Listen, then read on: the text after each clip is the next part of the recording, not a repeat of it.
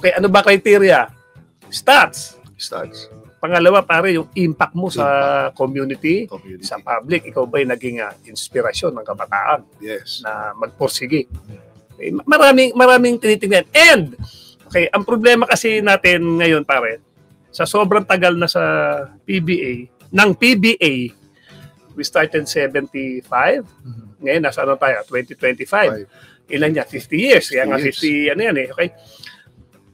Yung mga nagko-comment, hindi nila napanood yung mga dating sumikat. Hindi nila nakita. No, maaring highlights, pero yung totality ng laro nila, yung package ng laro nila, hindi na nakita. Kaya siguro baka nagtataka sila. Sino ba yung Manny Victorino? Sino ba yung Yoyoy Villamin? Arnit Tuadles.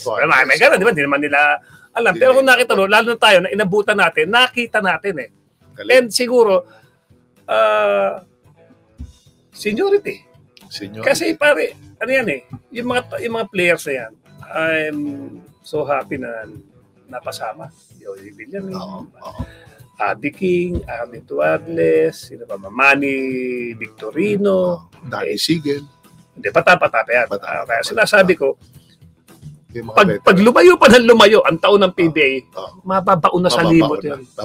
Kasi pag nag-add ka ng another 20 years na, 50 years, add ka ng naka 20 years na naman siguro PBA, bago baga, okay? Marami pang lalabas sa mga galing eh.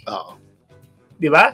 Pag nagpaso ka na sila kay Soto dyan, sila, di ba? Siyempre, lalo nang matatabunan. Correct. Di ba? So, atay-atay lang. Tama ka, Alex, na baka nga. At nakita ko sa stats ni Marcio na pwede naman. Pero his time will come. Pero ang gusto ko lang medyo kontra ako na hindi naman parang galit. Parang kontra kasi yung pagiging pinakamahusay na shooter o baka siya ang pinakamaganda.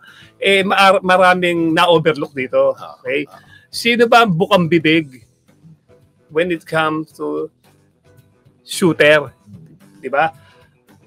Alan Kaydik. Hindi niya nakita siguro si Alan. Di lalo na yung Bogs sa Tornado. Naku, idol. No? Ilan ba si Bogs? 3-time? 3-time MVP. Atoy ko, hindi na nakita pa kung gaano ka gagaling di ba? Yun. At ngayon, kung titingnan mo, di ba, lagi na lang naghahanap sila ng second coming ng Alan Kaydik. Na hindi pa makaproduce. Ang tanong ko, bakit hinahanapan ng second coming yung Alan Kaydik? Bakit? Kasi, okay, they consider Alan Kaydik as the greatest shooter of all time. Correct.